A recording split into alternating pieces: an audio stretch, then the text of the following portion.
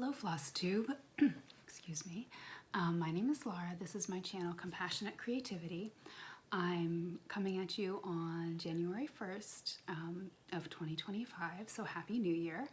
This is a re-record. I had hoped to, I recorded yesterday and was planning to upload the video today, but a spider, actually from this direction, came crawling across the wall.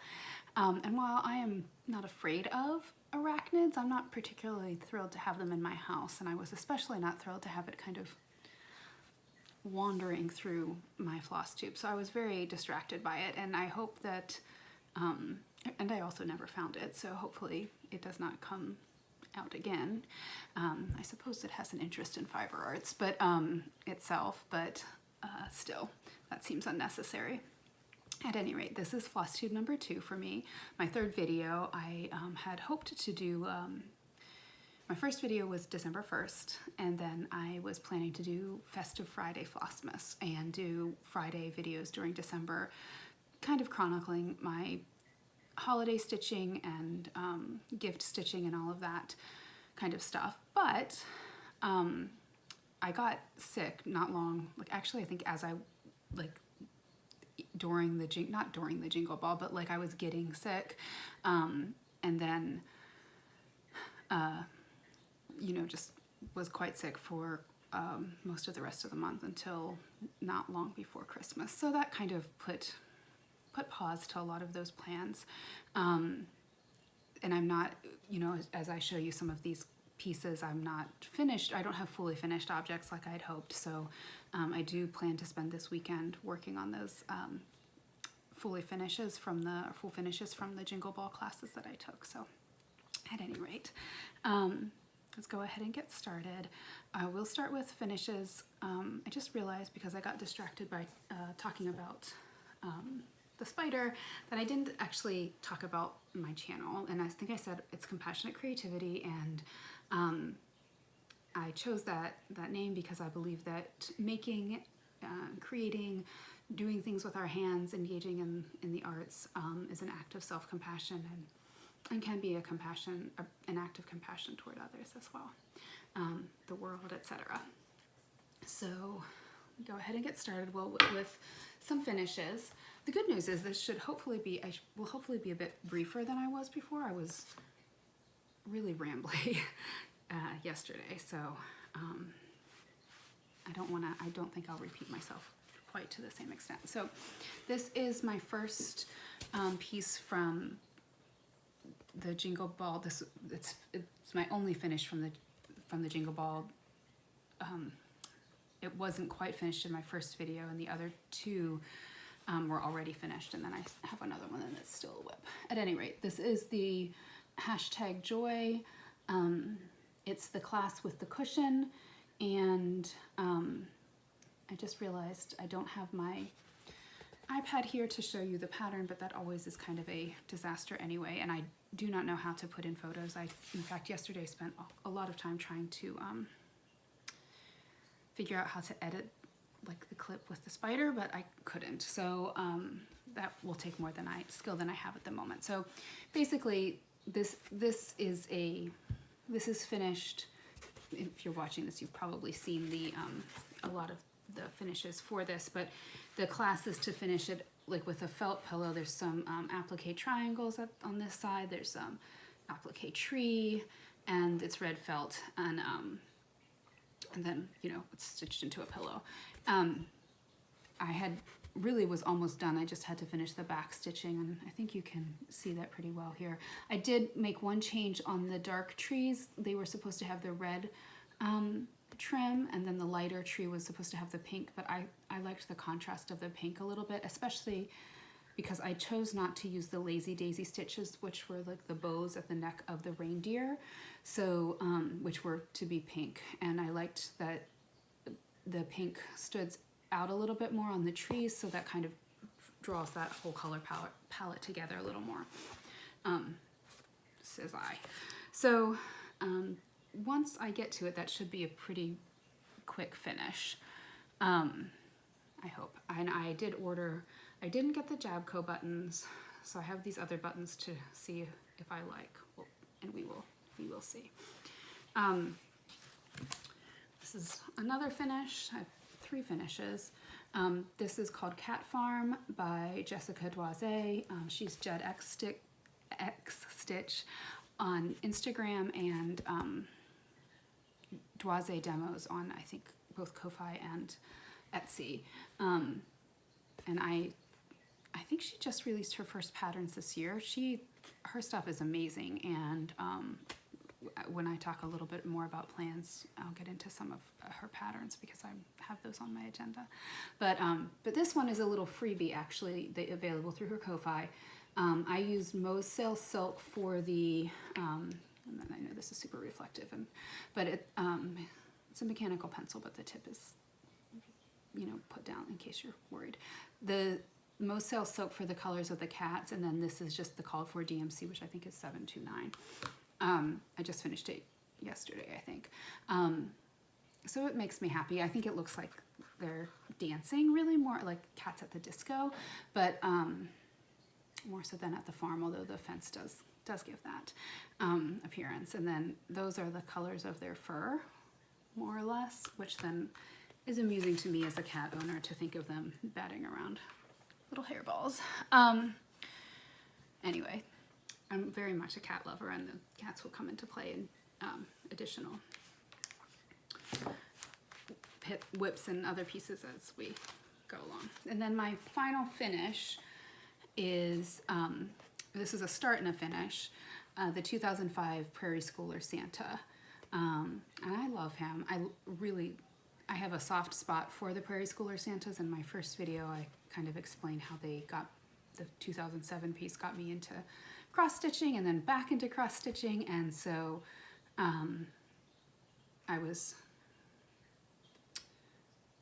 I like these, and I want to do more of them. And I just realized I didn't say the hands-on design piece is on a 32 count Zweigart Light Mocha.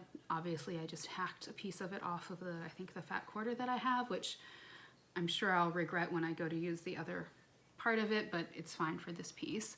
And then this is on I think it's a 28 count Lagana. It's an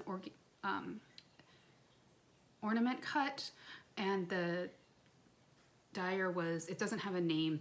The dyer was Fortnite Fabrics. They're no longer in business, but I had got a whole pack of the ornament cuts, so they kind of, I've been using them up, so they may come into play a little bit as we go through things. But back to my 2005 Prairie Schooler Santa. So I had a few that I thought about doing this year. In fact, I would have liked to have done more than one, but I chose to start with this one this year. 2025 is the 20th anniversary of my husband and I's first date, which was in June. So anyway, this is just a little preemptive, and I kind of liked the symbolism of that. And then I also liked that there's quilting and cross stitch, both of which are, hobbies that I enjoy. And then I was so close. And then the other day I realized I had completely forgotten to put his cuff on, but had stitched his hand in his scissors, so I had to frog all of that out and restitch it, which was somewhat annoying, but it's done. It's cute, and this is on 16 count French golden needle. I think it might be a Zweigart, or excuse me, a Witchelt. It doesn't have the orange serging that you see on the Zweigarts, and but I really like it. It's very soft. It was very easy to stitch. It was very nice. Okay, and then new starts. So my first new start was after the Prairie Schooler Santa was, this is the Historische Stickmuster Stitch Along, and again, I don't have the pattern. They were posted on Instagram. In fact, I think all 4 parts are still there through January 5th if you would like to download them. It's a field of these golden stars, a variety of different trees, and then a little town scene at the bottom. It's very jewel toned. It's really pretty. I really like their pattern. I don't have any of their patterns, but I've really admired their the color of water, the color of air. I don't speak German well enough to try really at all to try to from memory say what those titles are in German, but they translate to like the color of water, the color of the air, and there's that really dimensional effect of like transparency and layered colors in how the pattern is charted. And this doesn't, it is actually have that with the trees. They kind of, you know, there's a, you know, field of depth and so on that is conveyed through the size and the shading of the tree. Well, you can choose the shading obviously, but they recommend a dark green, a light green, and a green, and that kind of conveys that those different dimensions, I guess. So this green is not right. You can't, I don't know if you can see. It's more of like a jewel toned emerald color, which is very pretty. I like it, but this is a this darker green is more of a rustic kind of pine variegated floss. These are all silks from Mohs Sail silk, and the light green, and I do have another one that could stand in as the green, that all 3 work together. This one unfortunately doesn't. It works well with the gold and the cranberry color, but it doesn't work so well with these greens. So I have to pick that out. And this is my first piece on 40 count. It's Angel Hair by Weeks Dye Works. And actually so far I really like stitching on 40 count. I like stitching on, I like stitching on pretty much anything. Even weave is maybe my least favorite, some of them, but you know, every time I switch, I think, oh, this is fun. And I enjoy that until I'm ready to stop. And so this does take more concentration, and I don't need to have like a headlamp or anything like that, but I do need to have good light. But you know, I feel like that's kind of, we should have good light when we are stitching. And as somebody who wears glasses, I'm cognizant of the need for, you know, good, decent light generally. But yeah, so that's Christmas Eve Advent Stitch Along by Historische Stickmuster. And again, it's free through the 5th of January. And then my next new start was Staying Warm by Lindy Stitches, which is it's art by Terry Runyon, which she then charted into this pattern, which you can't see what it is because I don't have I have the PDF version. But it's a woman wearing a turtleneck sweater, and she has a cat on her head and a cat, you know, in her arms. So I have 4 cats, I think I mentioned, and so I love cross-stitch pieces that depict cats, and particularly those that depict cats as I know them, which is somewhat chaotic, but also needing to be in your business. So the original charted piece has a black sweater and reddish hair, and I was trying to, now this is like a gray, it's called Pigeon. I don't usually call out the names for the Mohs Sail silks because she doesn't use the names again, so it's kind of, I think they're mostly one of a kind, or maybe if she does dye again the same colorway, she gives it a new name. I understand it more to be a one of a kind. So anyway, I had these on hand, and I wanted this to reflect more of my hair color. Now I am graying, but I'm like blonde gray. Let me hold on to my vanity here. But I don't think I'm quite this gray. So I think I'm going to, well, I need to, for other reasons, I feel like I need to pick out the hair anyway, and the eyebrows, which is going to be a pain. But I want to find, initially I was like, well, this will just be like, I'm going to age into this piece and it will reflect, you know, the me of the future or whatever. but I think I'm okay with it reflecting the me of now, so I just need to find a better color. And the reason I need to unpick it is because I just kind of merrily started stitching. I didn't really look closely at the pattern, which is not, well, sometimes it's like me, sometimes it's not. And in this case, I was like in the face, and then I was like, oh, there are a lot of half stitches all around here, half stitches. And because I wasn't paying attention, I didn't have like a plan for how I was going to stitch, and then I wasn't counting right either. So this is a 32 count. It's a hand-dyed blue from that's probably a better representation of the color, by some dyer called Crazy Hamster. You can get, she's on, I think she has an Instagram, and she's also on one of those stash unloading groups on Facebook. And so I bought this through her, and it's very nice linen. Again, not so precise hack job there on cutting it apart, but so I have more of it, but I just started stitching it, and it is nice to stitch, but I wasn't paying attention, and so then anyway, I got off, and I'm a half stitch off here, and there's a cat leg that comes down, and well, on both sides, but like this is where the half stitch, I realize it needs to be kind of reckoned with, and I don't want them to have like a fat leg and a thin leg. Like I think that would actually be kind of noticeable. So I decided like, well, this is an opportunity for me to find a floss that is a little bit closer to my hair color, such as I see myself. But I'm not particularly looking forward to unpicking that. I love stitching with silk. Sensory wise, I really enjoy how it feels.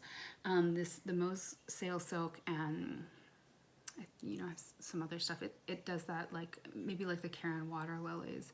It puffs up a bit, I guess. I don't know. It gets fluffy. Not like, I mean, I know like if you have too long of a piece, it becomes, you know, you can't, towards the end, it's too fluffy and it doesn't actually look good anymore. But just there's a fullness to it. And versus the needlepoint silk, NPI's needlepoint silk, which is much thinner. And actually the the stitch along, the Advent stitch along, I'm using some it's Mose Sail, but they come on a spool, and they are different. And I don't know, I think, I'm saying spun, but I don't know if that applies to that silk, if it applies to all silk, so I should not be blathering on about things I don't really know. The last thing I wanted to say was that I started this on the 21st of December as a solstice stitch, and I want to have it finished by the spring equinox so that I can start a new piece. I want to, initially I was going to use magazine pieces because I have quite a few magazine patterns that I really love, but I just haven't started them, so I thought, well, that would be a kind of a nice, like, impetus to start the some of those pieces that I like, but I really wanted to do the staying warm piece. So there's another winter piece that I had been thinking of, so I may end up kind of going back to it and, you know, starting it at some point this winter, which I'm in Florida, so it doesn't, I think it was 65 today. I'm in North Florida, so it's not gonna get cold. This is my next new start, and this is Joy to the World by Tiny Modernist. I got this at the Jingle Ball. I don't think it was an exclusive necessarily. I think it may have been like a first available, kind of like some of the Stacey Nash animal crackers were. But then, you know, they were then available to the wider public right away after the Jingle Ball. And I think that's the case with this. I could be wrong. It doesn't say exclusive. Maybe it was a piece that was in a, like that she did for a retreat or something. I don't know. Again, speaking about things I don't know. This is also on 40 count. This is on a piece dyed by Vicki Clayton, who probably you're familiar with all of the, she does a lot of the silk conversions, and it's beautiful. It's called Milk of Amnesia. Again, it's pretty. It was interesting to start stitching on it. The slubs are a little bit more noticeable in this one, and I like just finding a starting space was interesting for me, but that's, I think, actually more a thing about like 40 count than this linen. But one thing that did happen, and I don't know, you can kind of see the hoop stretched or pulled at the linen, and it looks almost like it has a run. It doesn't have a run, but it, like the way it was pulled or stretched by the hoop kind of distorted it. So because this is on 40 count, the whole piece will fit within the, you can see the outline of the hoop, the whole piece will fit within that space, so it's not going to be impacted by that. But I think it may be more the hoop that I was using, which was that, I don't know what brand it was. It's a plastic hoop. I actually kind of like it, so now I'm a little bummed because I'm concerned that maybe that it's tugging on other things. And I didn't have it like drum tight or anything like that, so I don't know. But yeah, oh, and I'm just using DMC for this, which is the called for. Yeah. It is very nice linen. I kind of splurged on a number of pieces because I was excited to see that she was dyeing linen now. And then the last whip, well, this is now a whip, not a new start. I had shown this in my first floss tube and in my Friday Flossmas. I don't think I've made much progress since the Friday Flossmas video, like at the beginning of December.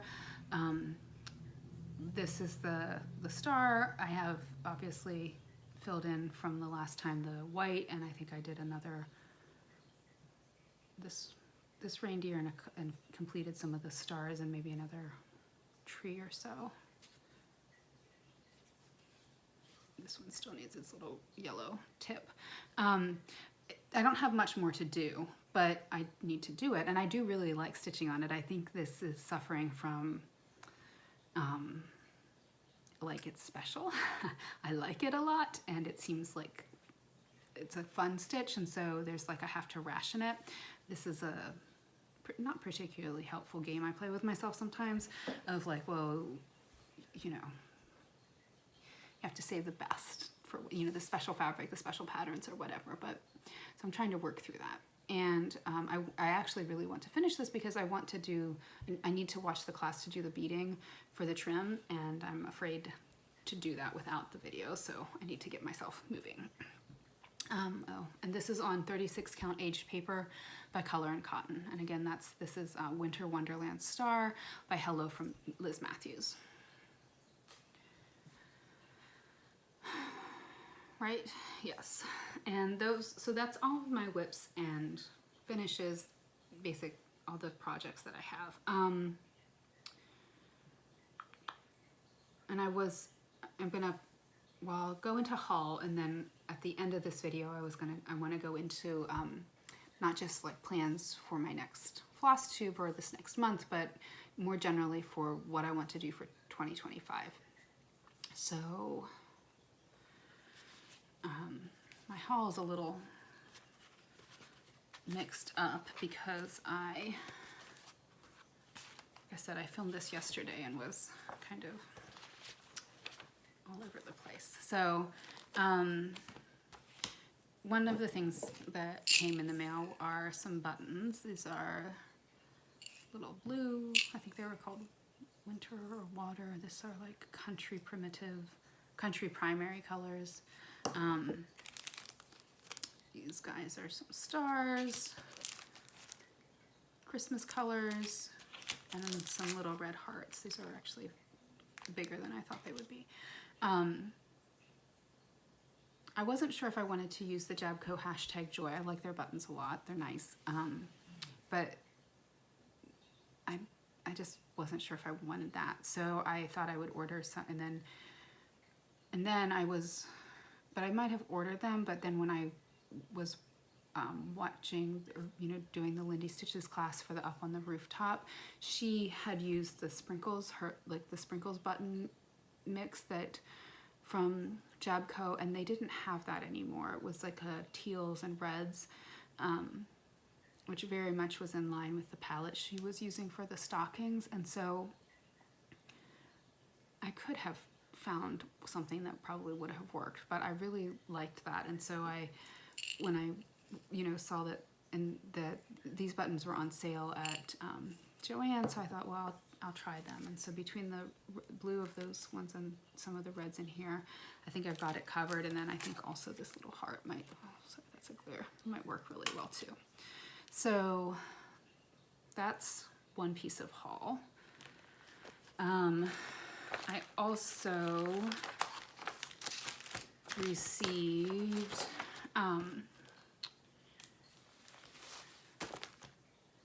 sorry, these are my jingle ball stuff.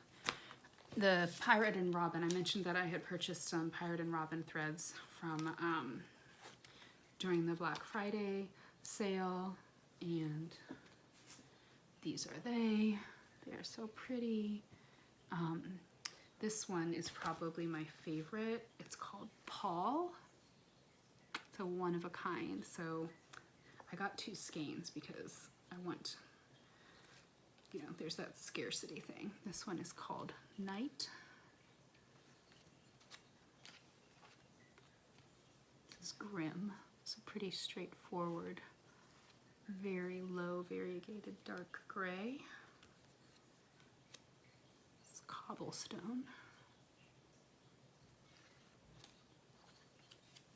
This one is Herb, and you can really see the variegation a little bit more there. I love greens, probably one of my favorite colors. Greens and blues. Raisin, I think this is just really lovely too. It doesn't actually make me think of raisins, but it does make me think of red grapes. And having said that, I think this color is often used for raisins, so I think that's interesting, like, you know, in other like fabrics and stuff like that. And then this is Brick. Oh. So yeah, and that's just a great capture, right, of the like kind of reddish, orangish, burnt sienna kind of color of clay bricks. So anyway, I love those. Probably my favorite dyer. And I also received my Bestitch Me Fabric of the Month fabrics. I am currently, well, actually through December I was receiving 2 pieces of fabric. I was receiving a piece from the Neutrals Club and a piece from the Colors Club.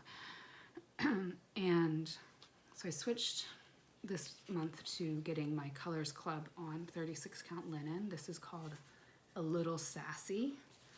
It's pretty. Also more mottled. Well, it's mottled with 2 colors, and that's a bit outside of my like norm, so I'm excited to kind of see what I find to do with it and so on. And then I moved the neutral to an 18 count Ada. I love her Adas. They're very soft. I think they take she just does a great job. And this is called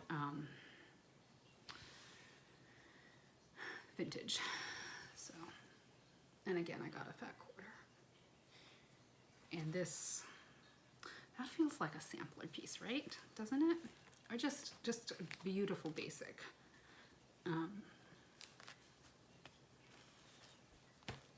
So, and then there was the Jingle Ball. And I just have my the physical patterns here. I did order some. I got a couple Teresa Kogut patterns that were digital. I got some of her stuff, older stuff too, because she had a sale on those items in her shop. And then and I don't have really many of her patterns, so I thought that might be fun. And then I did get 2 or 3 of the Stacy Nash animal crackers. They have been on my list for a long time. I didn't buy anything really at the Needlework Expo, or I I don't even know if I bought much at the market this year. It's not as though I was like being particularly frugal. What I did do was go through my patterns a couple times as I moved things around to organize, and I became very aware and put stuff in Notion and became very aware of how many I had. So I felt like I didn't need to buy anymore. But that kind of stopped with Jingle Ball. So this is the Bauble book, and I also got the 2023 book, the PDF that they had. I was going to get it, and then I get the physical one, and then I kind of dithered, and so when I came back, they had already sold out. This is my favorite of that piece. This is Geese, Santa over Toronto, riding the Canadian goose, I guess, and I love it. I again dithered and missed out on the fabric and floss packs for the. I actually liked the winter geese Christmas pattern that she had, but I really liked the it was a raven or some type of bird with a quote or a poem, and I didn't, so I missed out on that. So I didn't get it actually at all, because I think I would like the fabric and the floss. So I'll just wait till it comes out, you know, for the general public. And then with Heartstring Samplery, I picked up Marshmallow World. I have a lot of favorite designers, but I do really like Heartstring Sampler. Probably the first designer that I like when I was getting into cross stitch. I was like, oh, I really like this. I like her stuff. So, and I have a few things. So I'm going to film a whip parade later, and I think my love for her will show up a little bit more. This one I was hoping to start, part of me was thinking, oh, I'll start this in December, but I'm a little bit at my threshold right now with whips. Have a little over 30, and so this feels like it could be a winter stitch, not just a Christmas stitch, so I probably will save that. Well, obviously I have, because we have, 5 more days of Christmas till Epiphany, and it's still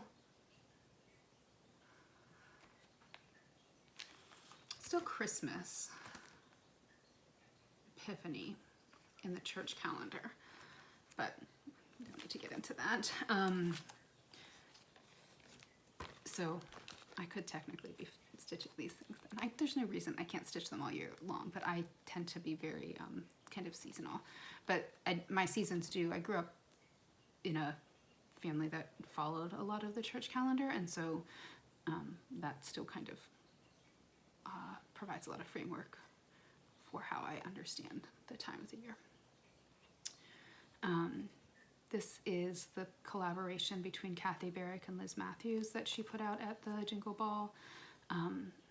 Hello, or Holly Wreath. I can't read backwards. I love this. I love that big fat cardinal so much. And I feel like these holly pieces are very Liz Mathews, right? Like, so I just really like it. And then that house, yes. Kathy Barrick, also another of my favorites. And I'm really leaning into Liz Mathews now. The star was the first pattern of hers that I really stitched. I had done the Hope piece earlier in the year, and they're just very nicely charted. So this is kind of a companion piece to the Winter Woodland star, and this one is called Quaker Christmas Star, but it has the same beading type of trim, and it's a Quaker, which I really love, so I was looking forward to that. And then this one she just had, and I've been eyeing it. It's the 7th day of Christmas sampler and tree. What I like about these, I do like all of the pieces for her 12 days of Christmas that she has so far. I'm sure I'll like the rest of them. I don't know that I want to stitch all of them, but I love this one. I think it's the blues. It's so pretty, and the swans. I do have a soft spot for a swan. And the all is calm, all is bright is kind of, it's not, doesn't say seven swans a swimming, right? So you can envision it outside of, it alludes to the one, but also the other. So yeah, and then I received my final for this round of a little help from our friend's stitching circle that the Silver Needle does. I've really enjoyed being in this, but I haven't actually managed to do any of these kits yet, so I'm pausing on that club for this year. Although, if you're interested, they have some fantastic designers for next year. It's Plum Street Samplers, Cricket Collection, Heart and Hand, Teresa Lehman, Erica Michaels, Jeanette Douglas, and Shakespeare's Peddler are the designers for the next year of these. And it's a nice, I think that they're very nicely done kits. And this year, this last one is the Drawn Thread, A Stitcher's Garden. It's a pin cushion, but it's so, sorry for the glare, it's so pretty. And then it actually comes with a stitch, a bonus pattern to do an apron if you would like. So, and it comes with all of the fabric and floss, and then there's usually this type of notion. This is some wax for, you know, preparing your threads. And this is actually, if I don't know, if this is stitched with Glorianas and NPIs. And so here you can see, I'm sure that's, I feel like that's a, or is that Glorianas? No, it's Dinky Dyes. So I think that's a Dinky Dye. And then I think that these are the NPIs. And you can kind of see that the Dinky Dyes are a bit fluffier, and then NPIs are not as, I mean, it's still six-stranded, but it feels more almost like, I want to say like DMC, but that's not right. Just that I like them. I like both kinds. I think it's interesting how they're different. And then this is a quilting related piece of haul. I pre-ordered this back in the summer. It's The World Needs Your Next Quilt. It's by Zach Foster. He is a quilt and textile artist that I've followed for a long time. He has a, like, it's a, not a Patreon, but it's on that, but it's a monthly membership program called The Nook, which I also joined in the end of the summer. And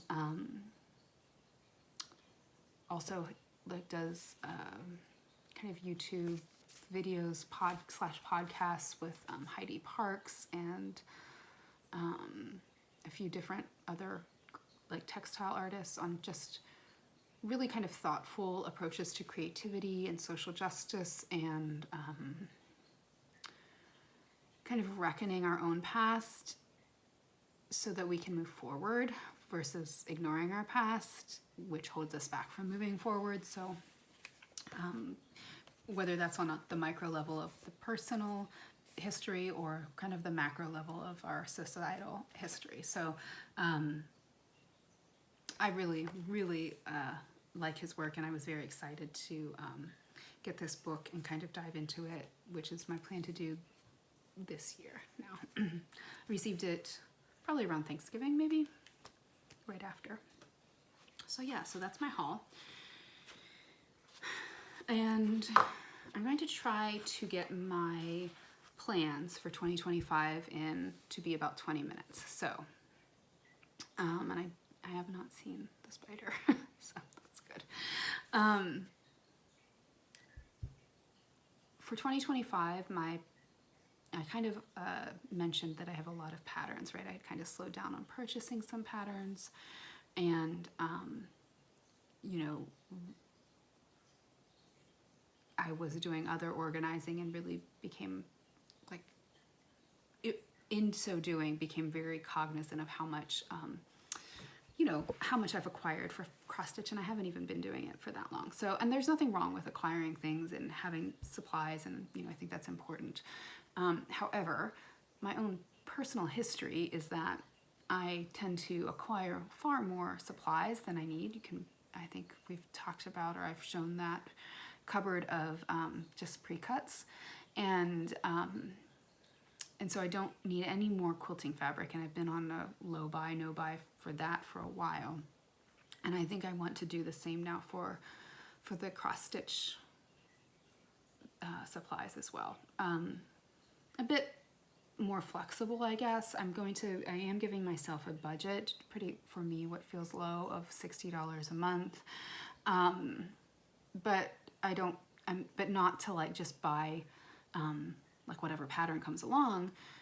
Again, there's nothing wrong with doing that. I just want to be a bit more intentional for myself because I'm feeling a little overwhelmed by what I have and what I'd like to do. Not all of the patterns I have are things that I want to stitch, and so I do have to kind of go through those and reckon with that and figure out, you know, when I first started, I thought, you know, I'd get these or that, or I'd find things on sale, and I didn't really know, you know, what my style was, and I'm pretty eclectic. I think I have a lot of different likes, but I also, in being eclectic, I also know there are things that I just don't like, or I probably won't stitch.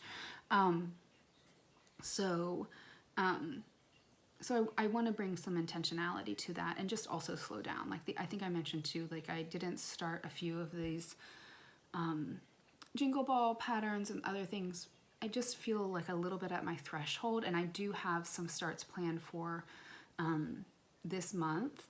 That my birthday is this month. A couple other things are happening that I want to participate in, and I've been looking forward to them, and so that's where I feel at my threshold for patterns. I think that that's a very personal thing. I think,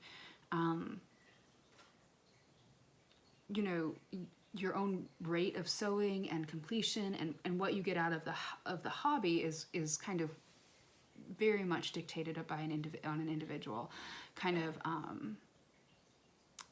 level. For me, this being at 30, probably 35 after this month feels like I don't want to go much further, and I keep getting that ring light reflected. It's evening, it's dark, so I need extra lighting because my house is not super bright, at least in this area. Okay, not look that way. So I'm doing a no spend for quilting fabric. I have more than enough quilting fabric. Even if I don't have the perfect backing fabric for like a small cross stitch finish, like if I want to do a pillow or something, I have plenty of things that will work. And so I need to, the other thing I think is that adding limits offers opportunities to really flex your creativity, and the last year and a half, 2 years, I haven't had as much time, and so I think I kind of compensated for that lack of time by buying and dreaming and less doing. And so now I want to kind of shift. I have more time. My job changed a bit, and I am kind of going to be able to implement, well, I'm making it a priority to implement better boundaries between work and home and rest and play and all of those things. Yeah. So the $60, to come back to my no spend, low spend plan, is to cover pretty much everything per month, and it will roll over. So I think that, I feel like that's actually fairly generous given what it takes for me, how long it takes for me to finish things, what I have on hand, and so on. And the caveat being, there are two clubs that I'm going to continue. One is I dropped down to just one type of fabric for the Be Stitch Me fabric of the month. So I'm going to continue with the 36 count linen in the colors club. And then I made a DIY color and cotton floss club. So I'm just going to, when I was researching their club, I think initially, I don't know if they still send out 10 skeins, but at one point that's what they were doing. So I thought, well, I'll just go through alphabetically and get myself 10 skeins of color and cotton every month. And I'm doing that because I'd kind of like to have I don't know that I'll get to a full set, but a deeper stash of overdyes and I like that Color and Cotton is a full range. I love Roxy Flossco floss as well, but their shipping is a bit more, so that's not well, at this point, I can't make a club for myself for that. So those are the two clubs that I'm going to continue with, and then that $60 really only applies to like cash, right? Like what I'm spending now, not stuff I've maybe like memberships in. I mentioned the Nook membership. I have a couple Patreons. I probably won't continue with them for the whole year, but for now I am going to continue with them. Yeah, and but it will also kind of be for like, obviously if I need to get some DMC, or if I need, I don't even know that I would need backing fabric for a quilt if I finish a quilt project, but interfacing, or to save up, like I do want to do a bed quilt for us, and I want to have that long-armed because I don't have a long arm myself, and I just can't imagine doing a quilt, a king-size quilt in my domestic machine. That seems like very painful, quite literally. So that's a big plan. And then kind of to harness my creativity, I've been thinking about how to engage with different challenges in a way that works for me. My first floss tube, I talked a lot about how I love to create a plan. I love to create a detailed, overly complicated strategy for, like, it's gonna solve all the problems. But once I write that down, that's like become a project, and now it's done. Writing the plan down meant that I finished that project, and implementing it is not something that I necessarily want to do. So because it's usually very aspirational and very not based on my reality, and even sometimes when it is, I am resistant to being told. Future me is very resistant to being told by past me what particular project I need to work on this month or whatever. I don't like that. I think what I was, mentioning before, like even having like a rotation, and I like really admire people who have like that's a thing, right? In the cross stitch world, like to stitch on this thing on Monday and that thing on Tuesday, and we have our alliterative, names, and I might do that occasionally, like a full coverage Friday or something like that, but I already know myself well enough to say that if I set up a rotation, I will immediately not want to stitch anything that's on my rotation. I've tried this like with menu planning and with like working out, and I just don't, I get annoyed by what feels like false constraints, so I just try to avoid having them. It doesn't mean I can't, like, in the back of my mind be thinking about, hey, what do I have? What do I want to make for dinner? How will that work? But I don't, like, write it down on a menu planning board or something like that. So hopefully the rest of y'all are not as resistant to things as I am, because it is sometimes a bit challenging. But for that reason, I kind of have been a bit hesitant to start or to do Whip Go. I tried it one year, maybe 2022, and immediately, of course, didn't want to do anything, and I did that more for like quilting patterns. So, so this year, instead of but I thought it's fun, and I like having a prompt, and then I also really liked in October, I'm part of the Fandom Stitching Central, I don't remember what the group is called exactly, that's terrible, on Facebook, and they do different challenges each month, or sometimes seasonally. Sometimes they have weekly challenges, monthly challenges, and year-long challenges, and then as the year goes along, other types of things pop up as well. And I'm not particularly tied to like the fandom. That's interesting to me, but it's not. I'm not a big television or movie watcher. So, so that's not really the motivating factor for me. For me, it's like these small challenges that just kind of come up out of nowhere where I can choose to participate or not. And going back to October, I was really successful in the 26 days of stitching on one project, at least 100 stitches, I think 100. And I many days did more than 100 stitches, and so I got by the end of the month, I was a little tired of stitching on the piece I was stitching on, which is Training Academy by Kathy Barrick. But I was so proud of the progress I made. I loved, like, you kind of got over that hump of starting a project and, like, you know, pushing through, like, the, you know, if you have to take something out, or it doesn't look as fun, whatever it is, something else caught your fancy. This kind of motivated me to just push through that, like, smaller kind of hesitation or indecisiveness and commit to it a little bit more. And I really was pleased with that, without feeling like, you know, it was done by October. By the end of the month it was done. I haven't actually picked that piece up again, but I would like to finish it this year, so I think that I'll pick it up again at some point. So all that to say, what that led me to think about was, rather than identifying projects, I would create stitch goal, like stitch number of stitches for a focus piece each month. But I'm not defining what the focus piece is really until I get to the month. And even this month, I'm still a little bit up in the air about what my focus piece will be. Possibly Coffee and Eggs by the Artsy Housewife. I started that last New Year's Day, and I'd like to get, I have not done very much at all on it, but I really enjoy stitching on it. I did get it out last night, and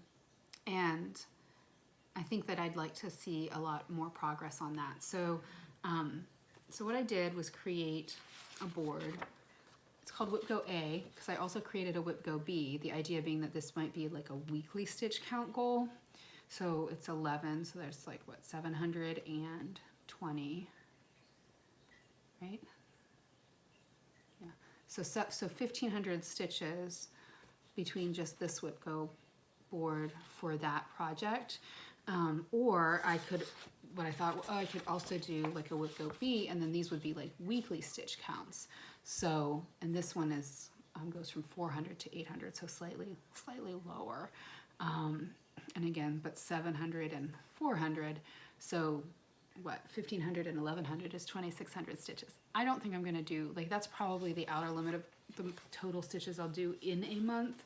I do other hobbies, and I'm not super fast stitcher, and so I don't want to set myself up to be annoyed, or, well, just to not participate in it. So I think the focus is going to be the first focus piece for the first Whip Go A board, and then Whip Go B is kind of a, if I feel like it, or if I want to, like, kind of try to get those numbers on a different piece or different pieces. Maybe I have a new start or something like that. So, but all of those can be identified, like, when the call is made or as I'm stitching during the month, instead of, oh, I have to do 500 stitches on staying warm this week, and if I don't do it, then I'm failing Whip Go. Like, that does not work for me.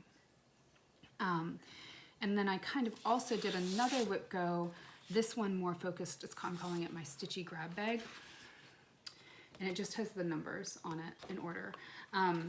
And what I did was put in a bin about 19 projects that are sewing and quilting, and I'm going to kind of collect those, and I just put a number on each of them. I didn't write it down because that gets too much into, like, a specific number. Also, then I can move it around if I want to, and some of them aren't even assigned because I'm looking over here, I have boxes and, you know, little bins of other projects that are in progress that I can choose if I want, you know, for one of the numbers that's not assigned to anybody, that's just on the top of the lid. So that's kind of, those are kind of the ways that I'm planning to kind of stimulate my creativity, but also, and also kind of prompt the making, without there being, do this on this day and in this way, which is the thing that really bothers me. And I can pick these up and put them down as I wish. I do think the Whip Go is broad enough that I can move forward with it without feeling like I need to pick it up or put it down. But I also know that there's going to be some weeks where I just don't really want to stitch at all, and I sincerely doubt that I'm going to feel like I owe my project this many stitches or that many stitches. That is just not really how I think. So I won't be doing that. But and then a couple other people talk about like doing a cross stitch or a cross stick, or Laura from Stitching by the Shore, I think posted like her I Spy prompts for this month. And so those are all fun things too, where if I feel like I don't want to stitch on my current project, but I don't really know what else I want to stitch on, like that. Those are little prompts that can help me find something to do or give me the nudge. And then for this month specifically, like I mentioned, my birthday is this month. It's the new year, so there's always like a new year, new start. I think I'm going to do a blessing sampler, but my way, so it's probably not going to be like a traditional sampler. Nora from Shaded Stitchery has a pattern called, well, she has a series, and I'm not sure how many she has. This one is the first one in that series, called It's Affirmations, and this one is called I Celebrate Me, or maybe it's just called Celebrate, but the affirmation is I Celebrate Me, and it's small. It's very much in line with kind of my goal for the year. Every year I choose a word. The word I have chosen for 2025 is joy. And so I think that kind of captures that very well. And so I want to stitch that to kind of, I guess, capture the idea of the blessing sampler, being an omen, I guess, of positivity for your stitching in the new year. And I'm going to participate in the Alison from Cross Stitch the Globe's Princess Birthday Sal. I'm not a super princessy person, but I love fairy tales. I love folk tales. I think princesses as a character are interesting. I'm just not interested, like I don't identify right with the princess archetype for myself, I guess is the way to put that. But so I was kind of thinking like, what might that mean for me for this stitch along? And then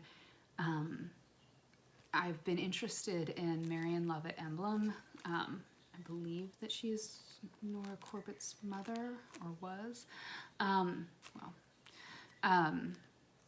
But she has some pattern franchises, lines from in the 90s, different fancy ladies. I think what Toad in the Garden, Butternut Road, and Lavender and Lace are all her, like the designs that she did. And so I really liked this Butternut Road piece called Once Upon a Time.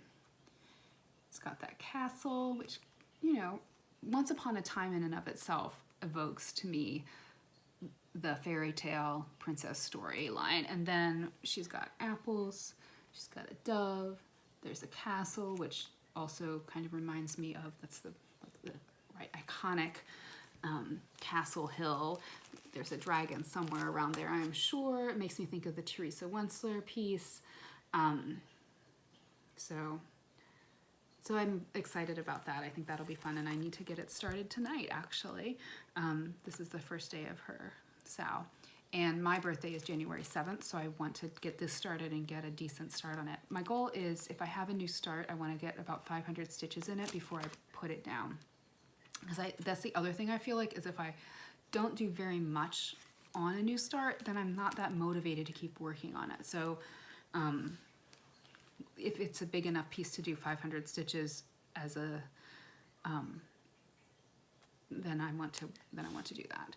I'm thinking of the Celebrate piece is only about 600 stitches, so I don't need to necessarily get 500 in one like push done, but I want to get that whole pattern done this month. So anyway, this one there. Now I ordered some things from 123 Stitch, different golds, because this calls for the DMC metallic gold, and I do have that, or I have a version of it. I don't remember if they have more than one gold. And it's not my favorite thing to stitch with. It's not the worst. It's better than the Light Effects by GMC, which I also have, and which I truly did not enjoy stitching with. But I ordered some Krynic and Petite Treasure Braid to see if maybe that would be better. And then this is how it's packaged, so you can see a little bit of the chart. But like it goes from a blend to a not, like one stitch is a blend and one stitch is just one of the colors of the blend, and then one stitch is a blend. And I understand how you can do that, but it just feels, I don't know if I will, is that necessary is my question. And so we'll see what I end up doing. I'm getting way ahead of myself because I need to actually start it before I start worrying about some of that. And then something else, I don't remember which floss tube I saw this on, but it had been something I'd been kicking around. So a while ago I bought these, this is a series, it's the La Petite Holidays by Curtis Boehringer. So there's one for each month. Skating, I Love You, Lion in the Land for March, Arbor Day, Mother's Day, Father's Day. I think I'm far enough back that you can't really see these charts. Flag Day, or no, 4th of July, Sunny August. This was the one that first sparked my interest because that is like such a 90s, this is a 97 year I graduated. This type of celestial thing was all over the place. That like tapestries in the dorm room, right? Like I can smell the incense right now. September apples, the cat on the pumpkin, turkey, possibly a pilgrim. Pilgrims. I'm not too into pilgrims, but, and the Christmas tree. So those are small, 50 by 80 about. And so I'd like to do that kind of like a year-long stitch. The one thing that I ran into is I think of time and the year particularly as a circle. And obviously I can see that you could create like an oval around these rectangles, but they're not all quite exactly the same. They're close to, but not all. 80 by 48, but some are 80 by 50. So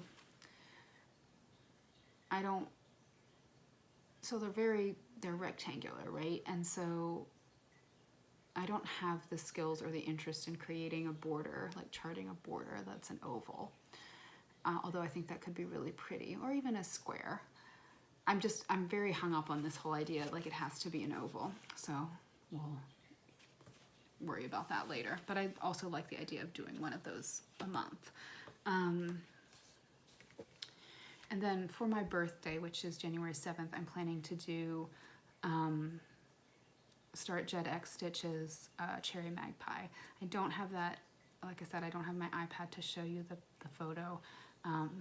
It's on 40 count, well, it was originally stitched on 40 count beetroot. I'm stitching it on 36 count beetroot. I have a fat eighth and I think it will just fit with some narrow-ish margins. So I'm really excited to start that. And I suspect that the bulk of my stitching for from my birthday on will be devoted to that piece. And then my husband, I think I asked for, once I got the Butternut Road piece, then I was like, well, what other ones do I want, right? Like, and I think the lavender and lace angels are not necessarily, like, they're beautiful, but they're not necessarily my thing. However, I love the Angel of Love a lot. The gown has patterns, like geometric patterns that really kind of tiled effect that really make me think of Klimt, and it's just beautiful. And of course, not surprisingly, it's one of the more popular of those patterns, like vintage patterns. So it's a little bit, I mean, it's not expensive. It's not like on that most expensive patterns list, but it's a little bit harder to find, I think, too, as a result, because it's more interesting. So he was, I think, successful in finding a piece. So hopefully I'll be starting that, but probably not until February, for Fancy Lady February. And I also have, I don't know, so last year I ordered, when I saw this come out, the Cathedral Woods Goddess by Mirabillia. So pretty. I got it and I realized, actually, as I was ordering it, I thought this is probably a little above my current skill level. And so I ordered a couple of the Nora Corbett, I don't think they're the Witching Pixies, but it's like one of those that I think I had started the Sea Witch, and I got this, a couple others. But I really like the Cathedral Woods Goddess, and I have everything kitted up for it, actually. All the beads and everything, and this one has a lot of beads compared to the Sea Witch, which does not have very many at all, which is the one I started with. So anyway, that's kind of in my field of possibilities. And then I mentioned early on in the video that 2005 was when my husband and I met for our first date. And so we, the 20th anniversary of our first date is coming up, and I would like to do, but then also our anniversary is in April. It's our 17th wedding anniversary. Yes, we got married in 2008. So, so I have a couple options for an anniversary sampler. I love this piece. I got it when it first came out this past spring. Was one of the only pieces I got in the needlework marketplace this year, because it's gorgeous. It's by Counting Puddles. Our initials actually happen to be M and L, but obviously, and I probably would put L and M, but different date. I think this is just beautiful. I don't think this would actually take me 3 years to finish, but I, could start up then with the idea of finishing it by our 20th anniversary. It doesn't have to be on like a important anniversary, though. It could just be for whenever. I also have this one by Modern Folk Embroidery, which is a secret sky, and I just, first of all, I think Jacob's Quakers are gorgeous, but then I also, this is love, to fly toward a secret sky, to cause 100 veils to fall each moment. It's such a lovely sentiment, and so I thought that might be a nice one for an anniversary start too. That might be what I choose actually in June to do. And this one I might do on our anniversary. But I had another option, and this will be the last thing I show.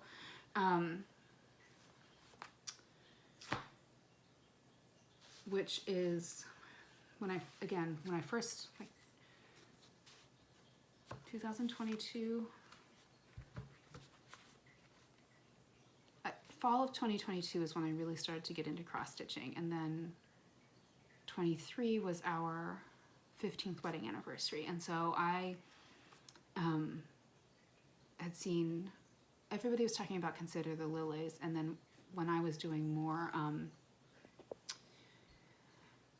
research, I found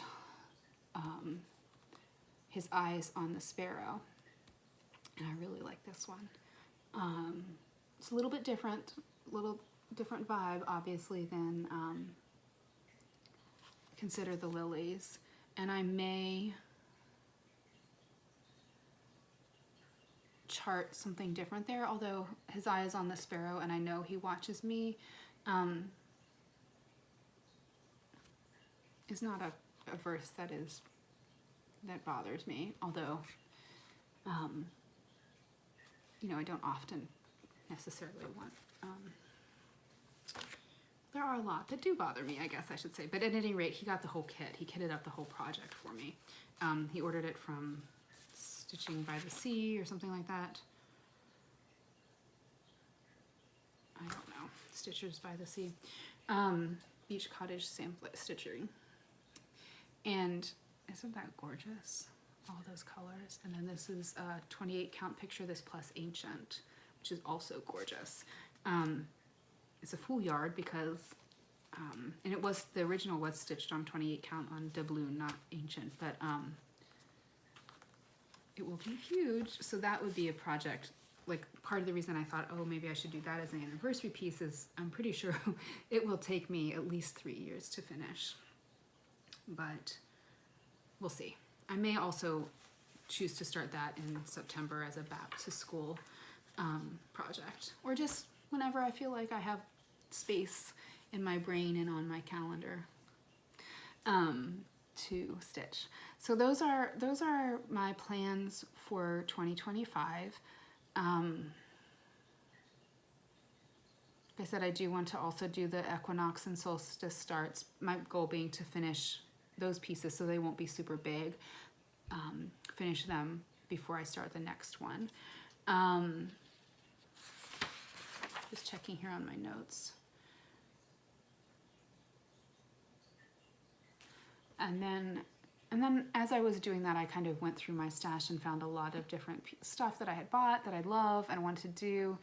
I know there's a spot sampler SAL, and that appeals to me for some of these things that I have, but maybe don't see how I'm going to be able to stitch the whole thing. And so,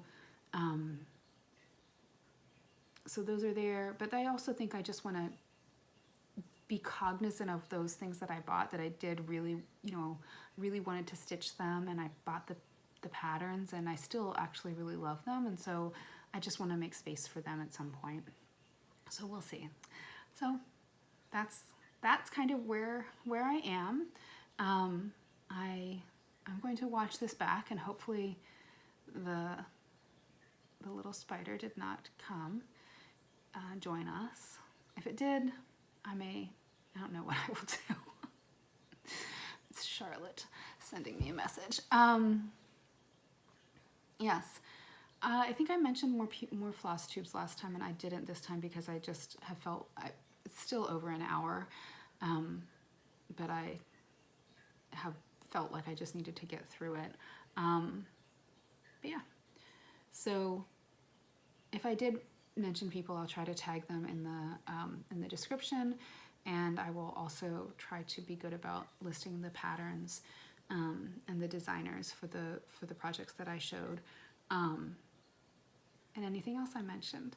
So I hope that you are having a wonderful start to this new year. I hope that whether you left 2024 happily in the past, or are holding on to some of the good things that happened for you in that year, that this year can start out with anticipation and hope.